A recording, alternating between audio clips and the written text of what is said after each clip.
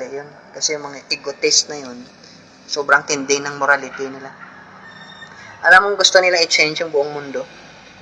Pero kung pwede palang balatan kanila at baguhin kanila. Alam mo ganun. Na minsan, pag kinausap mo sila, parang okay lang.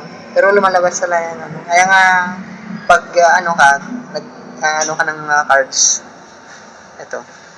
Kasi ito naman yung topic natin, so pabalik-balik kung sinasabi. Nakikita mo yung ng person na kung magto-throw yung mind niya ng projection. Ang isa sa central theme ng A Course in Miracles is projection ng mind.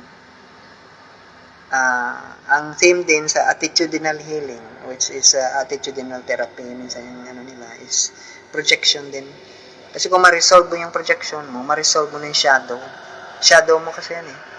Yung gusto yung lumabas. Kaya nga may yung sinasabi lang shadow fighting is fighting against yourself, shadow.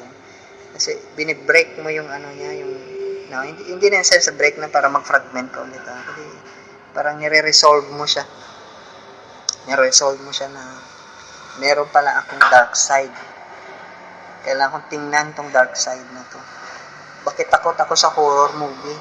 Bakit takot ako sa babaeng may dugo yung mukha niya? Kasi tolerable pala sa akin yung suffering ng isang tao, especially yung babae, na hindi ako aware. Kaya natutolerate ko. Kaya every time nakita ko yan, nasi-shock ako. Shock natin yung medical term, yung common term. Nasi-shock ako. Natatakot ako na bibigla ako lalo pag binigla niya. So kasi kung ikaw, part ka naman ng crew ng movie, hindi ka naman ma-shock. Kasi alam mo naman make up yun eh. Pero ganun talaga yung mind, yung naka-fix na thoughts.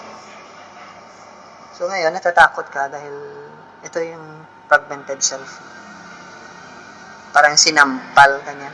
So ngayon, na-discover mo, ay, meron pala akong certain sa mga babae. May certain pala ako sa certain na ganito ng mga lalaki. Ganon yan.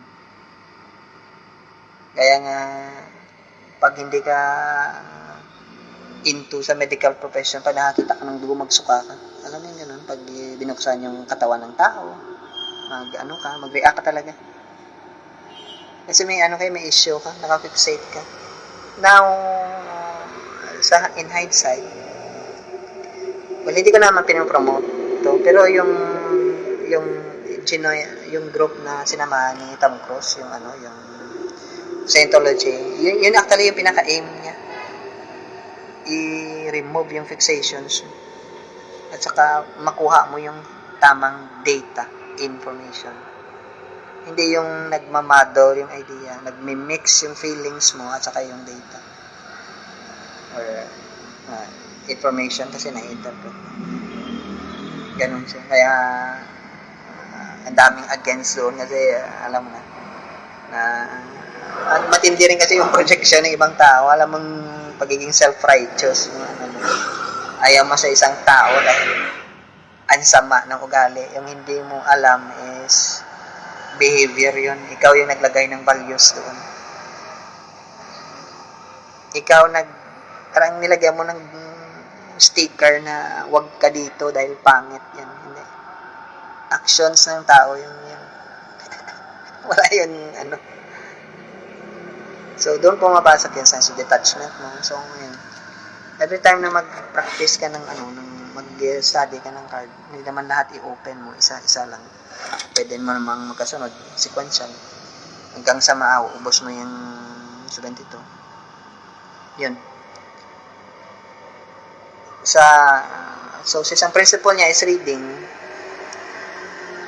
Yung reading in principle, hindi mo ma-extract ng maayos yung information niya until na 3 beses mo siya pinag-aralan ng malalim. Kaya minsan, paulit-ulit mong ginagawa. Bakit hindi ko makita yung niya? Alam mo yung katulad sa mga riddles, mga puzzle, kaya tanong yung sarili, bakit hindi ko talaga makita yung sinasabi niya? Saan dito? Kung medyo sanay ka sa easy na, pwede ka naman mag-cheat. Oo, madali. Alam mo na agad yung sagot. Pero ano yan eh, shadow work yan. Hindi ka maka-cheat dyan. Ano yung point niya talaga? Bakit hindi ko siya makuha? Parang ganun. Bakit ito yung ginawa niya sa akin? Hindi ko makuha yung point. Mabait naman akong tao. Hindi naman ako masama. In fact, tinrate ko siya, pinakain ko siya. Alam mo, inaano ko siya. Bakit ganun yung ano niya? Ako hindi mo makita. Kasi hindi ka trained to read. Hindi lang read ng karakter ng tao. Hindi ka na-train to read yung story niya. Pero pag na-read mo ng maayos yung story niya, especially 3 times mo na na-read, yung 3 beses ka na sinampal na realize mo na nakikita mo na ngayon yung pattern niya. That's why may ano talaga.